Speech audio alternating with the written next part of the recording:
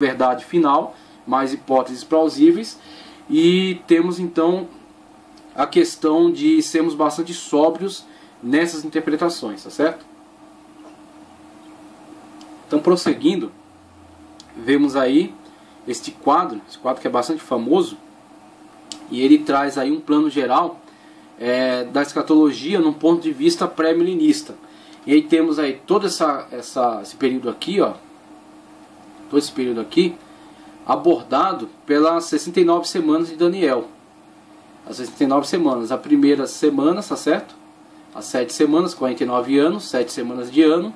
O início da contagem com a ordem para a construção do templo, como é registrado lá em Daniel, tá certo? E aí alguns historiadores, é divergência de historiadores, né? São questões muito difíceis de analisar. Então, existe divergência nessas questões aí. Mas divergência que não chega até o ponto de negar aqui a doutrina.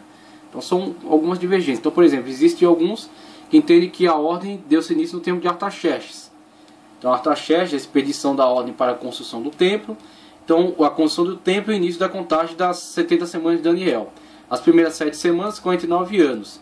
As 62 semanas seguintes, 484 anos. Que vão aí desde a construção da reconstrução do templo, na época de Zorobabel, até a morte e ressurreição de Cristo.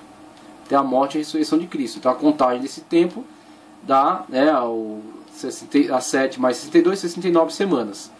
Então isso aqui é o tempo das 69 semanas conforme revelado a Daniel. Vai desde a reconstrução do templo até a morte e ressurreição de Cristo. Após esse tempo aqui, é um período não visualizado por Daniel. Aqui é a interrupção das 69 semanas. Antes de cumprir essa 70ª, ela foi interrompida. Por quê? Porque ele veio para os que eram seus, mas os seus não receberam. Então, por isso, deu-se interrupção da contagem das 69 semanas. Em vez de realizar-se a 70ª semana em seguida, ela foi interrompida. E foi enxertado na videira o jambuzeiro bravo chamado igreja. Tá certo? E a igreja, o enxerto, né, na videira, ela é também caracterizada como o tempo do parêntese profético. Então, o tempo de história da igreja, ele pode ser visualizado como um parêntese na história natural de Israel. A igreja é enxertada na história de Israel. A igreja gentílica. E aí a igreja está vivendo esse tempo aqui, o parêntese profético. Quando o parêntese profético vai se fechar? Quando a igreja for arrebatada, segundo os pré-tribulacionistas. Tá certo? Na visão pré-tribulacionista, o parêntese se fecha quando a igreja for arrebatada. Ok? Então o arrebatamento da igreja é o fechamento do parêntese profético. E aí temos aí o início dos primeiros 3 anos e meio, a falsa paz, tá certo?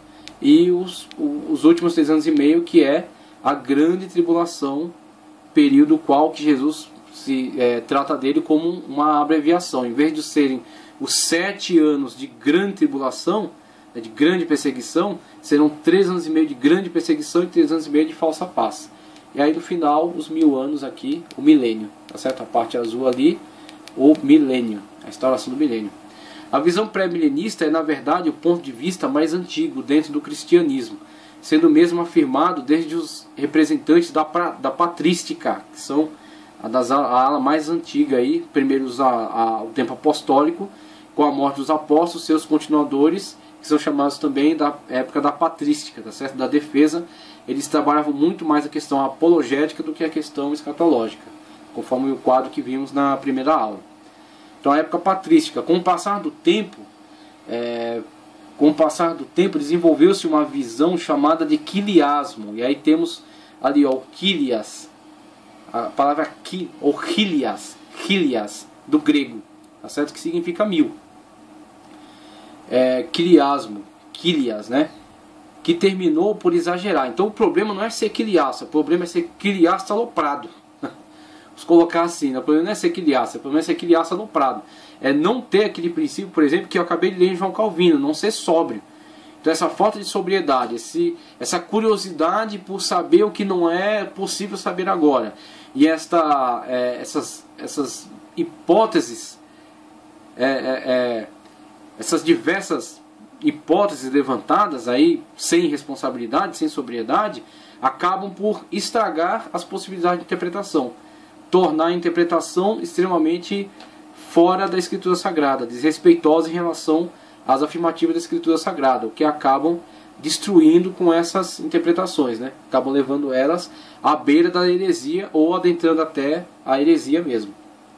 Terminou por exagerar a visão sobre o milênio, o que levou muitos pensadores a rejeitar esse ponto de vista com o nascimento do amilenismo. Primeiro o anticriasmo e, naturalmente, o amilenismo. A escola pré-milenista é, em seu bojo, de linha futurista e literalista. Leia o milênio de forma literal, fazendo uso da alegoria apenas em pontos específicos da Bíblia. Essa escola subdivide-se em dispensacionalista e histórica. Tá certo? Então temos aí o esquema pré-tribulacionista. Esquema pré-tribulacionista dispensacionalista, que é um dos esquemas da abordagem pré-milenista. Certo? É um dos esquemas da abordagem pré-milenista. Temos aí o tempo, o desenvolvimento das épocas históricas. O parêntese profético, o arrebatamento, os 3 anos e meio de falsa paz. O mid-tribulacionista diz, a igreja continua nesse período. O pré-tribulacionista diz, não, a igreja será arrebatada, parêntese profético, a igreja é arrebatada e dá-se início ao governo do anticristo. O mid diz, não, a igreja continua e entra pelo período do início do governo do anticristo, sendo martirizada, quando então inicia-se o período chamado de grande tribulação, de fato, né? Pedro Jesus disse que é abreviado, e só depois vindo a parousia com a igreja daqueles que foram martirizados. E o histórico diz, não, a igreja passará por todo esse período aqui, sendo martirizada no final, totalmente martirizada no final, quando então aqueles que estão em glória virão com Cristo na parousia instaurar o milênio. E todos eles creem no milênio literal. Os 1000 anos que serão vivenciados aqui na Terra de forma literal. Tá certo? Temos o milênio, o juízo final e o tabernáculo, que é o novo céus e nova terra. E algumas leituras aqui, para colaborar, dizem: o prefixo pré significa primeiro. Traz a ideia daquilo que vem antes. A ideia é que Cristo antes do milênio, é que Cristo vem antes do milênio. O milênio só se iniciará após a vinda de Cristo. Esse é o ponto crucial que faz o pós-milenista ser diferente do pré-milenista, tá certo? De modo geral, as igrejas pentecostais são praticamente todas pré-milenistas. Esse esquema, de certa forma, é bem claro, simples e definido. Seu principal perfil é fácil de ser discernido. Um dos seus maiores problemas é que ele se divide em duas posições escatológicas, e assim fica difícil de compreender qual é o pré-milenismo genérico e os respectivos aspectos específicos de seus subtipos. Antes de comentarmos sua principal doutrina, vamos resumidamente mostrar uma visão panorâmica de seus principais aspectos.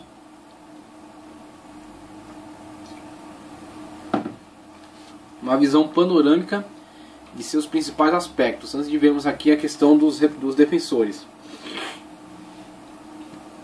Mesmo antes do desenvolvimento da teologia do Novo Testamento, podemos encontrar fortes indícios da crença numa iminente vinda dramática de Cristo, envolvida com os eventos dramáticos e cataclísmicos. Tudo indica que o que chamamos pré-milenismo era a crença dominante da Igreja Apostólica, primeira igreja. Numa época em que os crentes criam firmemente no fim do mundo e na parousia de Cristo. Eles aguardavam para breve a volta de Cristo para estabelecer um reino de paz. Essa crença parecia ser mais acentuada no grupo de cristãos vindos do judaísmo, que pensavam que Jesus em vida iria restaurar o reino de Israel. Então temos aí a memória que os primeiros cristãos, a base, né, da igreja apostólica era judaica. Paulo mesmo, quando vai pelas terras evangelizando, primeiro ele evangeliza numa sinagoga. Ele vai na sinagoga da cidade, evangeliza, prega Jesus por meio do Antigo Testamento, né, mostra do texto do Antigo Testamento que falam de Cristo. Isso provoca uma confusão dentro da sinagoga, com uma ala aceitando e outra rejeitando. A ala que rejeita expulsa aqueles que aceitaram a pregação do apóstolo. Aqueles que aceitaram a pregação torna-se a base da fundação da igreja cristã dentro dessa cidade. Então a base das igrejas era judaica, principalmente, vamos colocar aqui apenas, não uma certeza absoluta, mas uma hipótese, o presbitério da igreja geralmente era judaico, que eram pessoas que vêm de dentro de uma sinagoga e que conhecem o Antigo Testamento, que podem inclusive ter escopo para um ensinamento cristão, porque eles observam o cumprimento do Antigo Testamento, tudo aquilo que indica o Messias e Jesus como o Messias, aquele que cumpre as promessas feitas no Antigo Testamento. Então eles são a base da igreja. Então esta primeira base da igreja, a igreja apostólica, né, a primeira igreja, ela era constituída principalmente de judeus, de uma abordagem judaica, não judaizada, tá? Porque a questão judaizante que vimos Paulo em Gálatas trabalhando contra ela é uma questão de tentar implantar a lei de Moisés entre os gentios. Então essa é outra questão, a questão judaizante. Agora, quando falamos que a base da igreja judaica, dizemos de judeus que aceitaram Jesus como Messias e aceitaram a salvação através de Cristo Jesus, e eles constituem a primeira igreja. E essas pessoas tinham esse ponto de vista em relação ao fim dos tempos, que Jesus viria restabelecer Israel. Então essa era a primeira expectativa. Então esse é o primeiro pré-milenismo. Esse primeiro pré-milenismo diz: Jesus virá em breve restaurar Israel e estabelecer 1000 anos de reino. Então esse é o primeiro ponto de vista pré-milenista, muito vinculado ainda a esse pensamento judaico, não judaizado naquela questão de Gálatas, mas esse pensamento judaico por causa desses cristãos vindos do judaísmo, mas que aceitaram Jesus como Messias. A salvação não é através de Moisés e Jesus, é através de Jesus. Essa crença parecia ser mais acentuada no grupo de cristãos vindos do judaísmo, que pensavam que Jesus, ainda em vida, viria restaurar o reino de Israel. Não esperavam que o reino fosse estabelecido no plano pós-milenista, de forma gradativa, mas num flagrante de uma só vez. Essa crença continuava acentuada em épocas pós-apostólicas, mas não para tão breve como pensavam antes no período apostólico.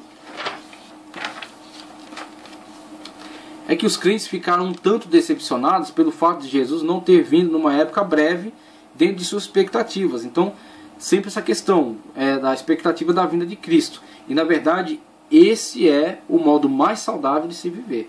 É a forma mais certa de se viver, aguardar Jesus para este momento. Por quê? Existem duas abordagens da volta de Cristo, da vinda de Cristo. Cristo pode vir geral para todos, tá certo? E aí o pré-tribulacionista, pré-milenista, pré-tribulacionista diz o arrebatamento. Jesus arrebata a igreja, tá certo? E a igreja, então Jesus veio para quem? Para a igreja. Arrebatou a igreja, um coletivo. Ou Jesus pode vir individualmente, só para você. Quando? Na morte. Você morre. Agora você morre na expectativa do Messias, então você vai para a glória. Você está em comunhão com o Senhor Jesus, você é salvo por Ele, tá certo? Você está salvo através do sacrifício dele, e você está na expectativa da sua vinda. E aí quando você está nessa expectativa, mesmo que você morra nela, sem vivenciar o arrebatamento, né? Ou conforme o Mide, né, sem ver a perseguição e morrer no martírio, mas você morreu com a expectativa do Messias. Então você se encontra com ele, e juntamente com os demais que morreram na mesma expectativa, você vê o cumprimento das promessas. Como todos os irmãos que morreram no Antigo Testamento viram quando Jesus morreu, né, e mostrou para eles ali as promessas sendo realizadas. Porque o Antigo Testamento todo, as pessoas morrem na expectativa do Messias que virá. Então, a semente da mulher que virá esmagar a cabeça da serpente. Eles morrem na expectativa do Messias. Quando Jesus Cristo entrega a sua vida na cruz do Calvário e morre, ali é o cumprimento da promessa deles. Olha, veja, eu vim e eu morri para dar salvação a todos vocês. Ninguém é salvo por suas obras, todos são salvos por Cristo. Então, Cristo cumpriu a promessa feita a todos os santos do Antigo Testamento. Do Novo Testamento, a gente está na mesma expectativa da volta de Cristo Jesus. Cristo virá, a vinda dele. Agora o que acontece? Se morremos antes de vivenciar o arrebatamento, morremos na expectativa dele. Vamos para a glória aguardar o cumprimento. Quando Jesus Cristo de fato arrebatar a igreja, aqueles que estiverem no momento vivos vão ver o arrebatamento, na expectativa sempre do Senhor Jesus. Vão participar do arrebatamento. Aqueles que cansaram de esperar vão ser pegos de surpresa. E aí é onde é a abordagem, diversas vezes reiterada nos evangelhos, do servo que está esperando o seu Senhor. O servo que está esperando o seu Senhor. Aquele o qual o Senhor, quando vier, achar fazendo essas coisas. Achar cumprindo a palavra de Deus. Achar mantendo sua fidelidade. Aqueles que não mantêm sua fidelidade serão pegos de surpresa e será triste para eles esse dia. Tá certo? Então serão surpreendidos de uma forma negativa. Então não é problema morrer esperando a volta de Cristo. Como os primeiros judeus fizeram uma hipótese: Jesus virá e estabelecer o reino de Israel. Passa 1 ano, 2 anos, 10 anos, 20 anos, 50 anos. Cadê Jesus? Não veio. Tudo bem, a sua hipótese estava errada. Jesus virá num outro momento. Não será esse momento, mas você morre nessa expectativa e você se encontra com ele na glória. E quando você estiver na glória, nenhuma questão não será mais necessária. Você está com ele na glória e verá qual é o plano dele. O plano dele é melhor do que o nosso. Então nós temos que morrer na expectativa do cumprimento das suas promessas, das promessas dele, e não na expectativa da nossa hipótese. A nossa hipótese é somente uma possibilidade de interpretação. O que interessa é a verdade de Deus. Interessa aquilo que ele prometeu e que ele irá realizar, porque ele tem poder para isso, para realizar suas promessas, para cumprir suas promessas. Com o fim da Igreja Apostólica, iniciou o período dos pais da Igreja, os apologistas, os quais de certa forma se omitiram a fazer muitos comentários dentro desse tema. Mesmo assim, nem todos se silenciaram. Justino Marte, que viveu em Éfeso por volta do ano 100 a 165, veja só, 100 a 165 da era cristã. Muito próximo aí, né? João morre por volta do ano 100. Então João morre aí no ano 90 da era cristã. Então o que acontece? É próximo do apóstolo João.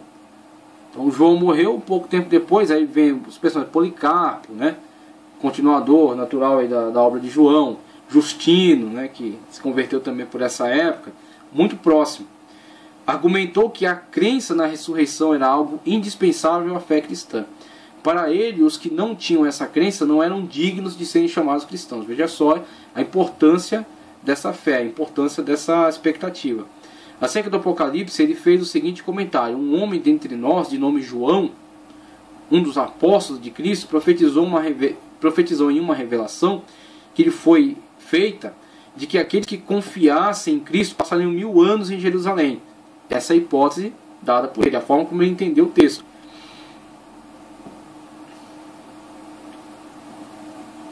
E que depois da ressurreição universal e eterna de todos ao mesmo tempo, terá lugar o juízo. Sendo assim, é certo crer que a crença no milênio literal é bastante antiga e tem envolvido nomes de grandes expoentes da fé cristã, como Justino. Ele coloca aqui Orígenes também, mas Orígenes é mais da escola alegorizante, a gente vai ver no texto dele. Pápias, ou Papias, não sei direito aqui qual é a pronúncia. Irineu, vamos ver um texto de Irineu, que ele afirma isso. Irineu é milenista, literal, tá certo? Pré-milenista, literal, no sentido ainda daquela interpretação quiliasta do sábado milenar. 6.000 anos, ele entende que em algum momento dá-se ao cumprimento dos 6.000 anos de história, e o ano 7.000 será o ano do milênio. Então é outra hipótese. O que nós temos que entender aqui? O cara, isso não se concretizou, não errou, ele é um herege. Não, isso é uma hipótese. Ele levantou essa hipótese de interpretação, ele entendeu que era dessa forma. Agora o que acontece? O que diz que se estamos salvos ou não é as hipóteses teológicas, é Jesus, é a graça de Deus. Então todos esses caras levantaram essas hipóteses, isso não era todo o cerne da sua teologia. A sua teologia está centralizada em Cristo, a salvação em Cristo.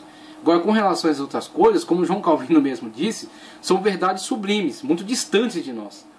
Então o que acontece? O que levantamos em relação a elas são algumas hipóteses. Temos aí, por exemplo, essas 3 hipóteses que estamos estudando aqui, né? O amilenismo, pós-milenismo, pré-milenismo. E o pré-milenismo subdividido aí nessas outras subdivisão de hipóteses dentro da sua escola. Aí o que acontece? São hipóteses de interpretação. O que elas têm que visar sempre? Te alertar, te colocar alerta com relação à importância dessa palavra. De conscientizar da importância e da veracidade dessa palavra, né? Dessa revelação do Apocalipse. Agora, a hipótese não pode ser defendida a tal ponto de se contrariar alguma verdade bíblica, ou de se mergulhar, se desenvolver demais essa hipótese, essas possibilidades, ao ponto de construir coisas que começam a se dissociar da verdade bíblica. Então ele entendeu essa hipótese na época dele. A gente vai ver o texto de Irineu, como ele defende isso. 6.000 anos de história, o ano 7.000, 6.000 anos de história, o ano 7.000 é o ano sabático, é o milênio. Ele defendeu isso. Acertou? Claro que não. Mas foi uma hipótese defendida, e o principal que tem que ficar guardado disso é que ele entende o milênio de forma literal também, como outros entendem. Justino entendia, Pápias, Irineu, Lactâncio e outros entendem o milênio de forma literal, instaurado por Cristo na Terra, que será instaurado por Cristo aqui na Terra. Então essa é a questão. Quando será? Esta é a maior ressalva que tem que existir dentro das escolas de interpretação. Jesus nos deixou muito alerta com relação a isso. Não sabemos a data da sua vinda. É quando ele virá instaurar o reino. Não sabemos, não é dado saber. Nem o Filho, nem os anjos, somente o Pai. Porque Jesus estava na condição humana nessa época. Jesus veio, encarnou, ele, como diz na Kenosis, ele veio e encarnou. E quando ele estava no seu estado aqui humano, cumprindo a sua missão na terra, como servo de Deus, como sacrifício vicário por nós, quando ele deu a sua vida na cruz do Calvário, no estado humano em que ele estava, não lhe era dado saber. Então ele não mentia, não lhe era dado saber nesse estado humano em que estava. Hoje, assentado à destra do Pai, aí com certeza sabe, mas não importa nós sabermos isso. Ele virá como ladrão, ele mesmo disse. O ladrão vem quando ninguém espera. Então logo, a expectativa da sua vinda, isso é saudável. Jesus pode vir agora, ou para o grupo, a igreja inteira, ou para mim, com relação à morte. Então temos que estar sempre alertas. Essa é a mensagem, estar sempre alertas. E todas as escolas defendem essa ideia, estar sempre alerta. Mesmo com essas hipóteses diferentes, estar sempre alerta. Justino entendeu o milênio vivido 1000 anos em Jerusalém. Irineu entendeu, após 6.000 anos de história, o sétimo ano, o ano 7000, será o reino milenar. As hipóteses falharam? Falharam, mas o principal delas está preservado, está alerta. Jesus virá.